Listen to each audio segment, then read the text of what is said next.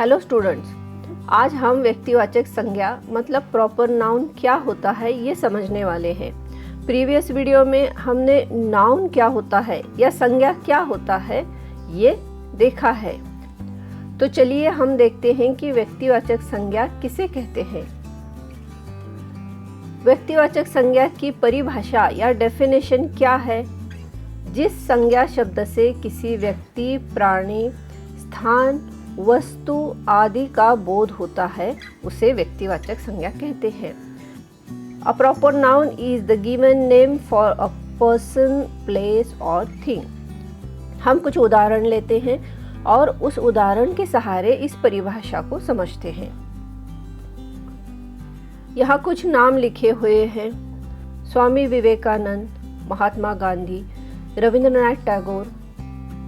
ये व्यक्ति विशेष के नाम है, किसी स्पेसिफिक व्यक्ति के, स्पेसिफिक पर्सन के नाम है। स्वामी विवेकानंद भारत के बहुत ही महान व्यक्तियों में से एक है। महात्मा गांधी जिन्होंने हमें आज़ादी दिलाई थी। यहाँ जितने भी नाम लिखे हुए हैं ये एक व्यक्ति विशेष के नाम है। रविन्द्रनाथ टैगोर भारत के महान कवि थे। तो व्यक्तिवाचक संज्ञा मतलब किसी खास, किसी विशेष या स्पेसिफिक व्यक्ति का नाम।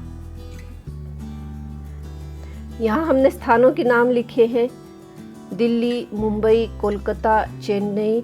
ये विशेष स्थान है, विशेष शहर है।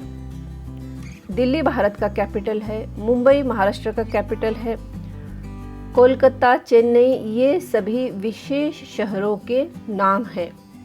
तो ये व्यक्तिवाचक संज्ञाएं हैं। वैसे ही नदियों के नाम गंगा, यमुना, गोदावरी, नर्मदा ये सभी खास नदियां हैं। ये स्पेसिफिक नदी के नाम हैं। तो ये भी व्यक्तिवाचक संज्ञाएं हैं। देशों के नाम जैसे Bharat, America, China, Japan. Bharat ये स्पेसिफिक देश का नाम है, वैसे ही अमेरिका, चाइना, जापान ये खास देशों के नाम हैं। तो ये सभी व्यक्तिवाचक संज्ञाएं हैं। कुछ किताबों के नाम लिए हैं: रोमियो एंड जूलियट, गोदान जो कि प्रेमचंद जी ने लिखी है, मधुशाला, मृत्युंजय। ये सभी स्पेसिफिक किताबों के नाम हैं। तो जो भी खास व्यक्ति, जगह, नदी, देश, किताब, किसी भी स्पेसिफिक या विशेष जगह के, व्यक्ति के, चीज़ों के नाम को व्यक्तिवाचक संज्ञा कहते हैं।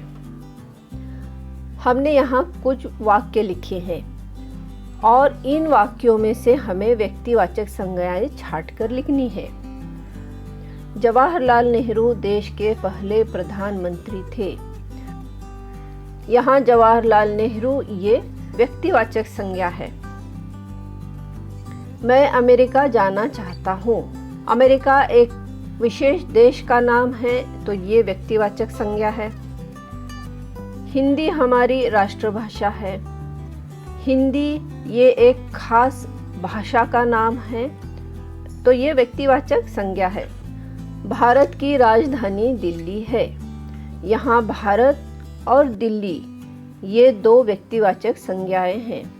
भारत एक विशेष देश का नाम है, दिल्ली एक विशेष शहर का नाम है। तो ये दोनों भी व्यक्तिवाचक संज्ञाएं हैं। मैं अंग्रेजी के उपन्यास पढ़ने का आदी हूँ। यहाँ अंग्रेजी ये स्पेसिफिक भाषा है, तो ये व्यक्तिवाचक संज्ञा है।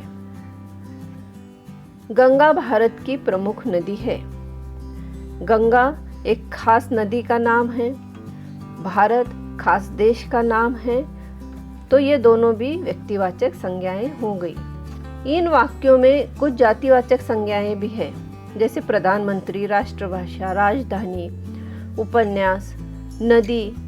तो हम आगे की वीडियो में देखेंगे कि जातिवाचक संज्ञाएं क्या होती है और व्यक्तिवाचक संज्ञा और जातिवाचक संज्ञा में क्या फर्क है। यहाँ कुछ शब्द लिखे हुए हैं, इनमें से जातिवाचक संज्ञाएं छांट कर लिखनी है: फल, नीरज, महिला, फरवरी, वीरता, बिल्ली, लड़का। यहाँ नीरज ये एक किसी विशेष लड़के का नाम है। वैसे ही फरवरी एक विशेष महीने का नाम है। तो नीरज और फरवरी ये व्यक्तिवाचक संज्ञाएं हैं। और कुछ उदाहरण देखते हैं। दिल्ली, बागीचा, ताजमहल, लड़कपन, पुस्तकालय, गंगा, मेज।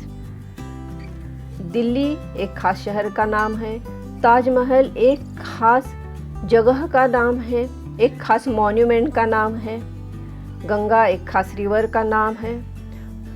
तो दिल्ली, ताजमहल और गंगा ये तीनों भी व्यक्तिवाचक संज्ञाएं हैं। अब आपके लिए एक अभ्यास है। आप 20 व्यक्तिवाचक संज्ञाएं लिखिए। अगले वीडियो में हम जातिवाचक संज्ञाएं समझते हैं और फिर व्यक्तिवाचक संज्ञा और जातिवाचक संज्ञा में क्या फ़र्क है ये भी समझेंगे।